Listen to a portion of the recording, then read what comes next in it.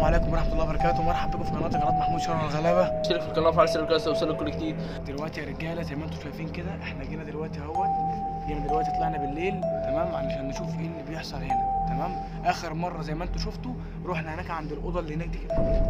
تمام رحنا عند الاوضه اللي هناك دي كده طلع لنا وجرينا على طول ونزلنا تحت. بصراحه انا خفت اكمل يعني حاجه زي كده وبالليل في الضلمه اللي انتم شايفينها ديت. لا ده الواحد اتلبس صح. فاخدت بعض انا ومصطفى وخلعنا.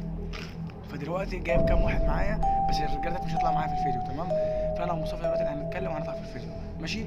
دلوقتي احنا جايين دلوقتي بالليل نعرف في ايه.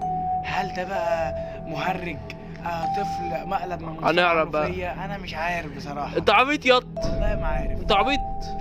الموضوع ده مفيش مقلب والله.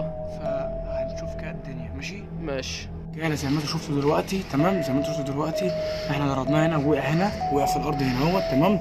فدلوقتي احنا هو عامة بيقعد في الأوضة جوه هنا. هو ده مش عفريت ده مهرج. تمام واحد لابس قناع وعمال يعمل شغل علينا ومش عارفين هو عايز مننا ايه. وبيجي هنا على السطح انا مش عارف ازاي. مش عارف بقى بينط من السطوح التانية انا مش عارف. تمام فدلوقتي هنشوف الدنيا دي كده وهنشوف هو عايز مننا ايه. انت عايز مننا ايه؟ بالراحة. انت عايز مننا ايه؟ انت عايز مننا ايه؟ بالراحة. يعني انت عايز تأذي فين؟ انا ومصطفى؟ ليه؟ احنا عملنا لك ايه؟ انا ما ترميش طوب هضربك. طب اهدى. طب اهدى. انت عايز مننا ايه؟ تعالى كده يا مصطفى وهنسيبك لوحدك. هاجي لك انا لوحدك.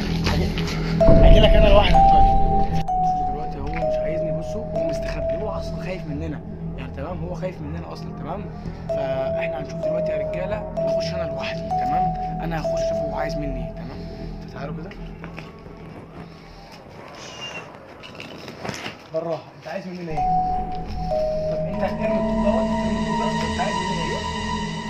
طب خليكم انتوا هنا يا رجاله.